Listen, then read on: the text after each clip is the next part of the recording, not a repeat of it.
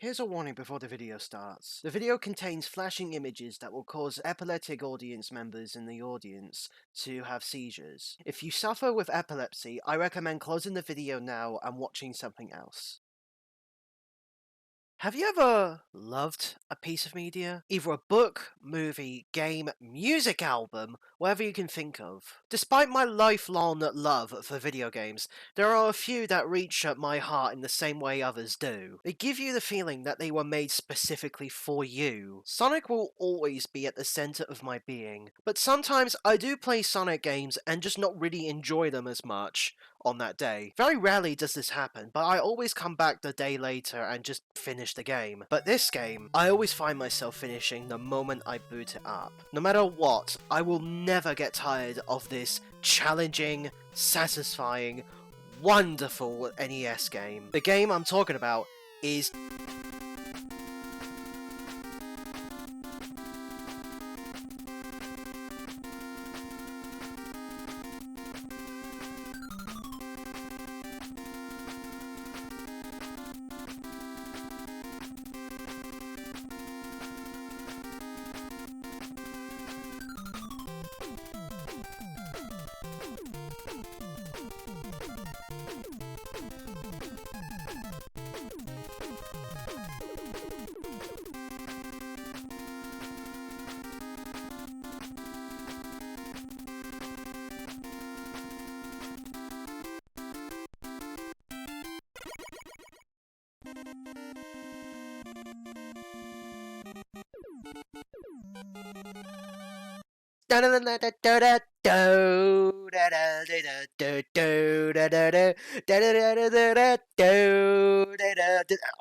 sorry.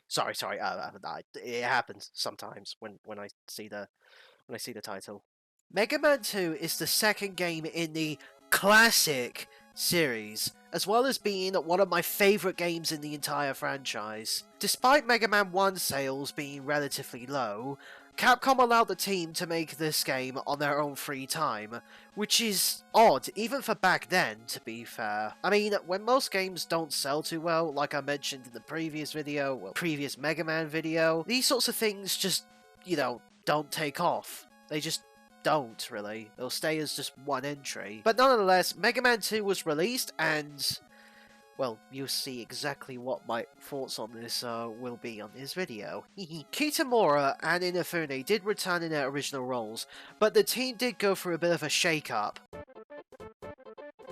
No! We're not doing that again, God forbid. Pronouncing machine, help me! In the composing role this time around is Takashi Tateshi, who completely goes off with the music. Like, holy crap! Listen to this!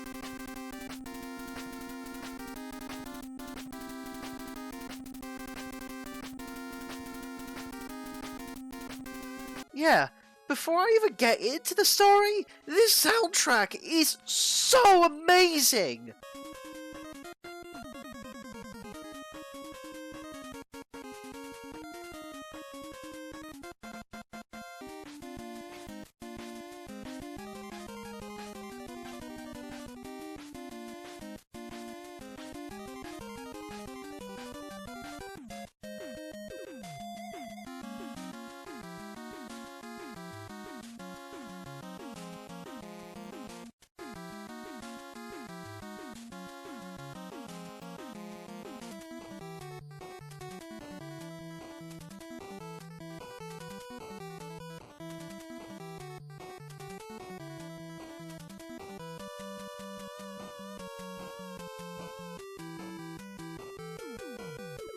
I can't get enough of this music.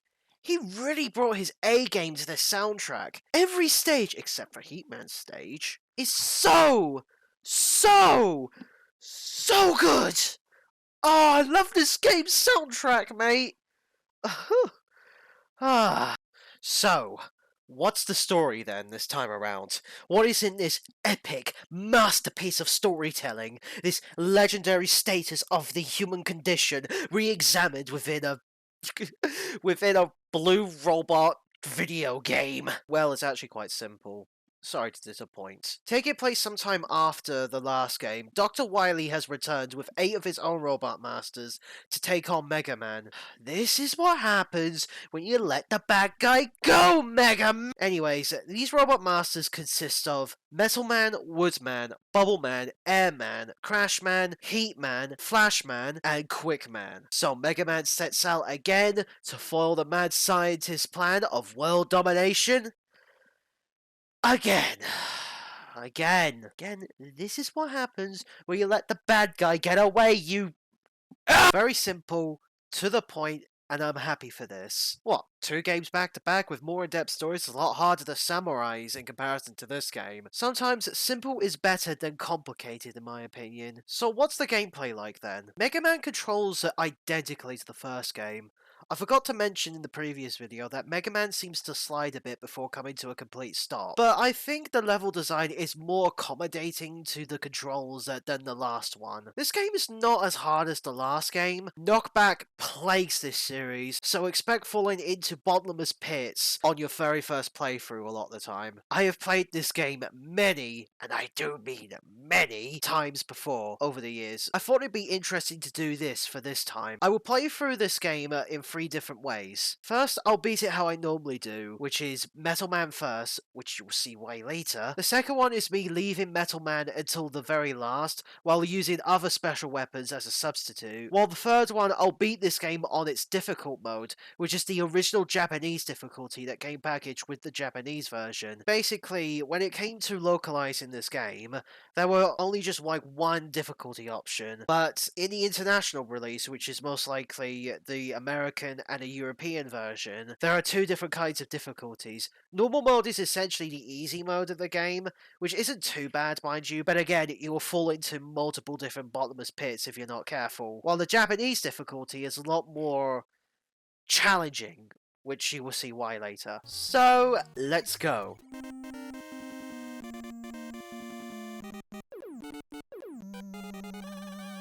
I started my first playthrough with Metal Man, and already there's a massive improvement. While the last game did have some theming to each stage, Mega Man 2 improves this with much better sense of place. Metal Man stage sees you running on these conveyor belts while avoiding these press compactors that will crush you if you're not too careful. You can hop to move faster as well as stop the momentum of these conveyor belts, which feels good to do since you're getting a move on. Introduced to this game are E-Tanks, which are awesome. The E-Tanks are a one-time use item that can restore your health in a matter of seconds. These are so useful that I always go out of my way to collect these whenever I can. You can hold up to 4 tanks though, so make sure to use them wisely. Alright, old friend, let's do it! Oh, he's dead now. Moving on. Same as the last game, you get the boss's weapon, and they'll show it off to you on this weapon get screen. Makes it even more satisfying if you ask me. Some of these stages, you can also get these tool items from Dr. Light himself, creatively named Item 1, and Item 2, and Item 3. Yeah, very creatively named, Doc. Anyways, you get the metal blades, and with it you can shoot in any direction you want, which means this weapon breaks the game into tiny pieces in terms of difficulty. No joke, once I get the metal blades, that's it. I basically won the game. Some bosses are also weak to the bloody things, as... well, yes. Yes, there are a good chunk of bosses that are immune to the metal blades, but you can also just use their weaknesses and they'll just fall like dominoes in a matter of seconds. Metal Man, hilariously enough, is weak to his own weapon.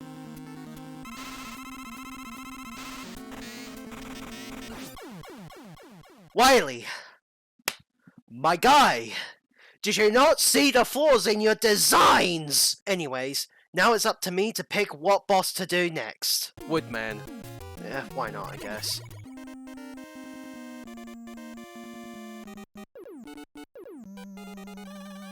This stage takes place within the forest, which sounds generic, but when you look at this place, it looks really good for Nintendo Entertainment System. Birds dropping eggs at you, bats flying towards you, giant cats shooting fireballs, you know, all the things in the forest. But holy crap, the music!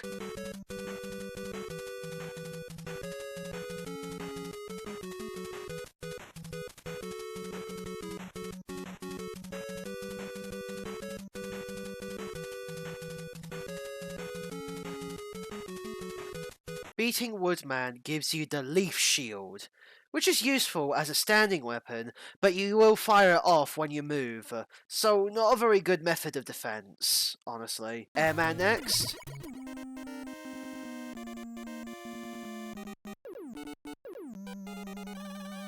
Airman takes place in the sky, with these head guy things, I don't know what they are, clouds and these guys, and oh my god, the soundtrack!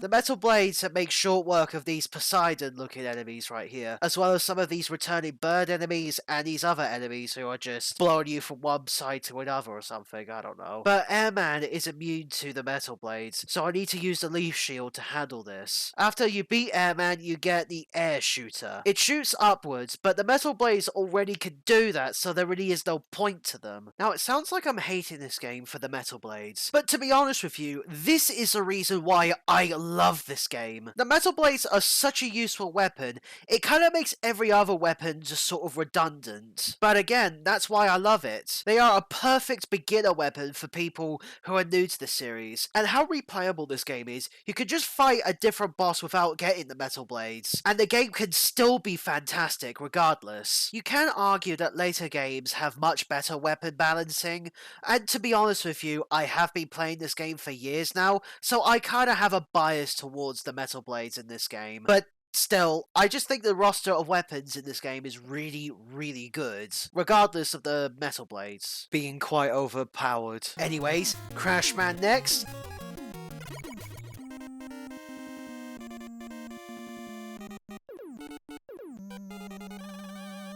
And oh!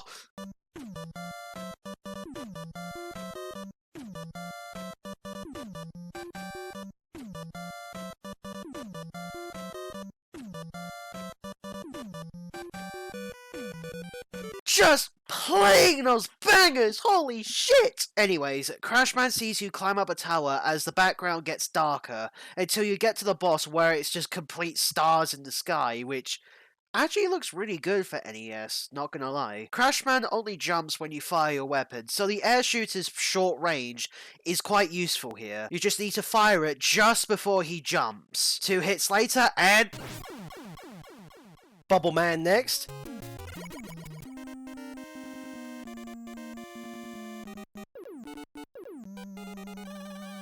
Taking place outside of a waterfall, there's frog enemies and crab shell enemies, and there's underwater segments too. So, that's cool, I guess. MegaMan's jump is very light underwater now, and the stage does a very clever thing here, with the level design here by placing instant kill spikes on the ceiling for you, so be careful on how far up you jump. Speaking of which, the level design here is really good on all fronts here. Despite the metal blades, the game's levels are so much fun to play and replay. Sure, it's straightforward and linear, and there isn't branching pathways like Sonic games, but I don't mind it. If you can make what you do in a stage interesting enough for me to keep playing, then you've got my attention. Interesting stage gimmicks, good enemy placement, useful ways to use items and weapons. You can play each of these stages 1,000 times and you will always find something more interesting the next playthrough. Anyways, Bubble Man goes down with the metal blades, and you get Bubble Lead, ground-based weapon, but useful for enemies that are a lot shorter for the range of the Mega Buster. Not only that, but a lot of these enemies are also invincible to the Mega Buster as well, so this is quite handy if I'll be honest with you. I'm coming for you, Flash Man!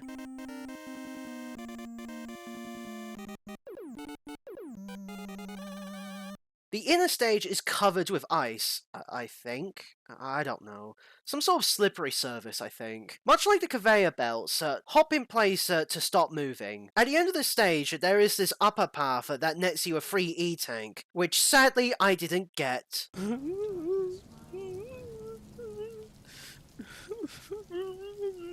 Flashman goes down easy with the metal blades for the umpteenth time!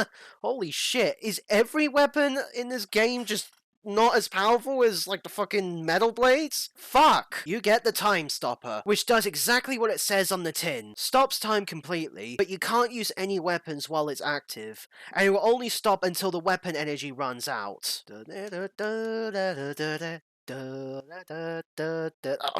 Sorry, what was I doing? Oh, yes, two more of these guys left. Who's next? Quick Man, I choose you!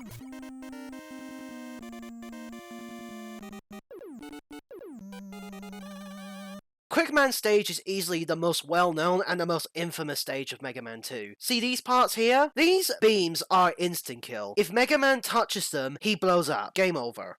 Well, unless you have a few lives left, which, you know, that's cool, I guess. And there is one part of the stage where you have to be really quick with your movements and timing. Total beginner's trap in my opinion, but there is an easy way to avoid this. By using Flashman's time stopper, you can freeze this part of the stage, making it easy to go through. However, this makes Quickman himself a lot harder to defeat, since the time stopper is his weakness. And Quickman isn't the most easiest boss to hit. You know, it's in the name! So I recommend you at least give this part a go before using the time stopper. Quickman goes down, and it's on to Heatman last.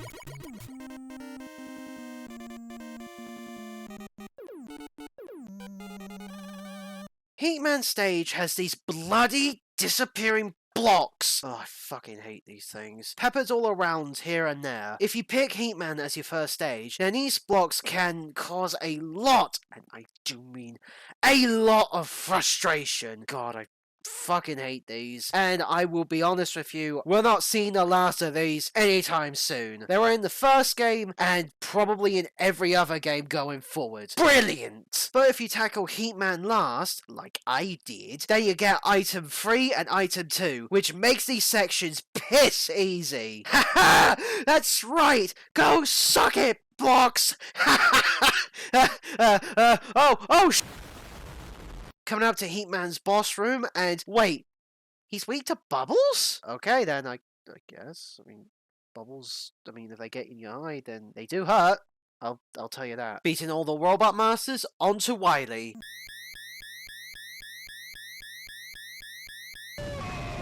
Jeez, do you think they needed a more annoying sound? Wily stage 1, and oh my goodness, the music!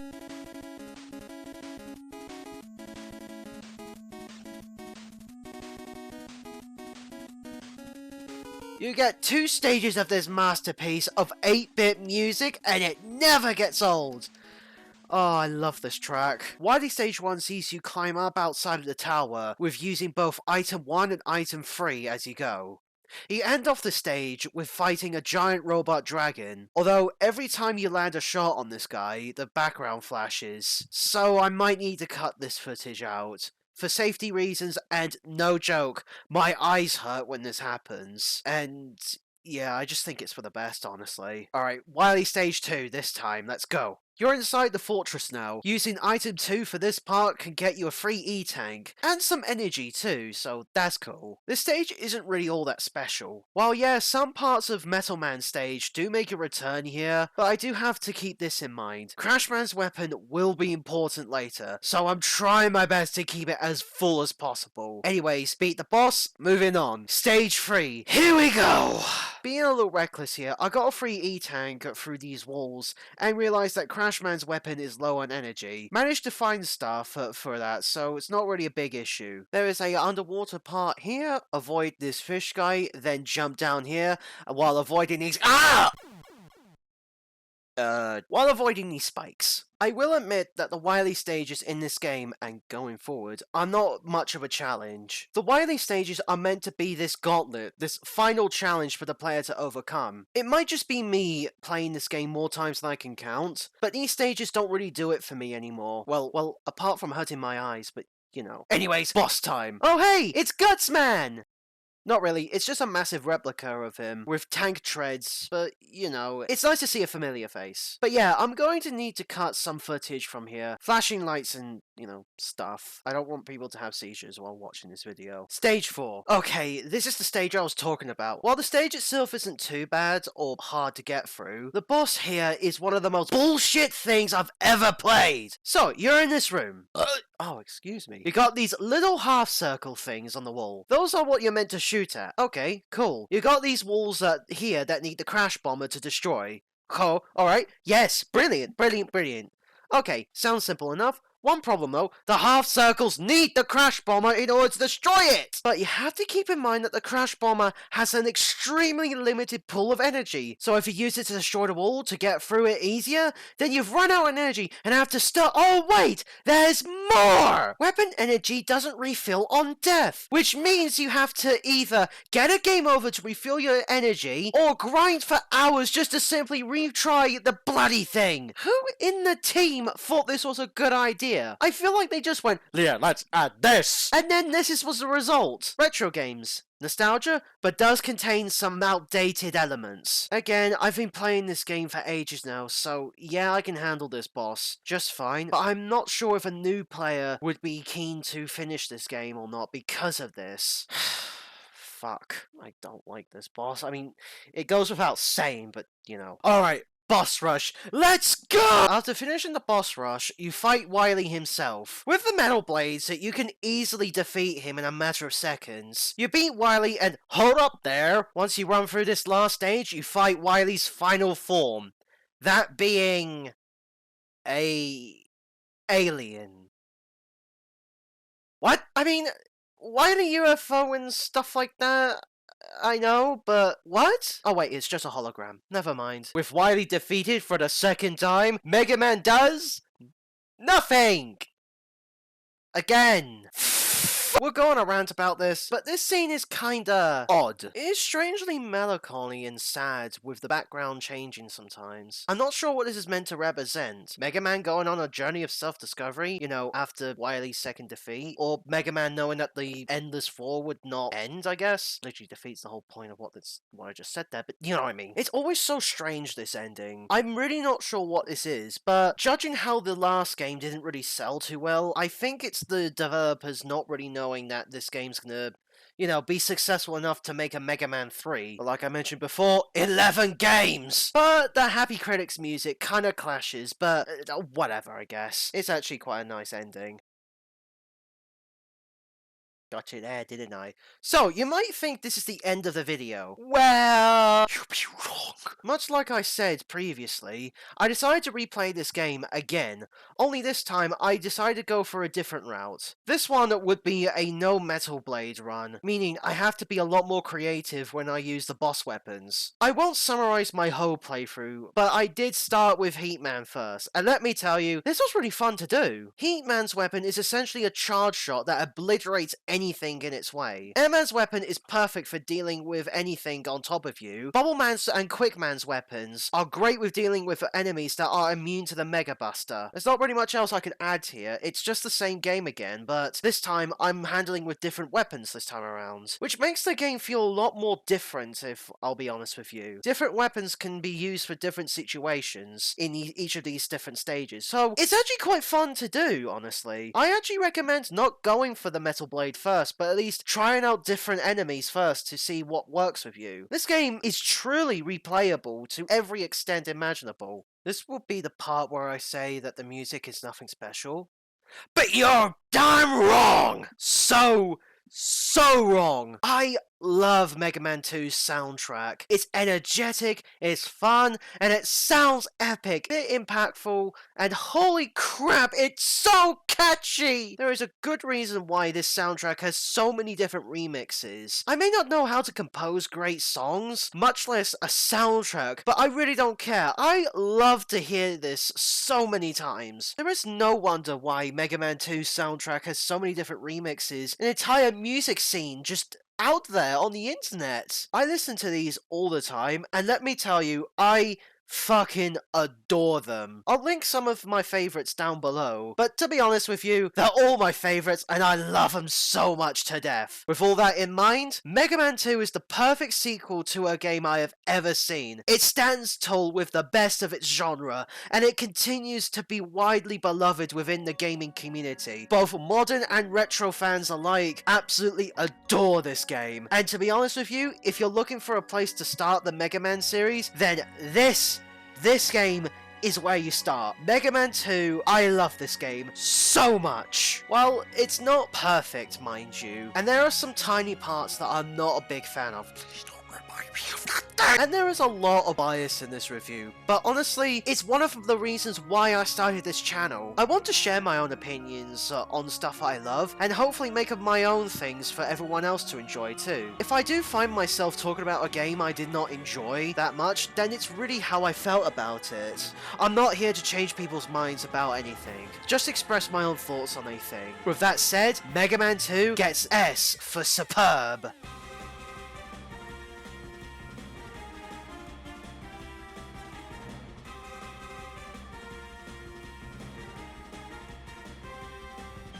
When danger calls and it's time to rock and load, the blue bomber stands tall. I am the machine hero with the power to adapt and a blaster for a hand. I am the super fighting robot. I am Mega Man.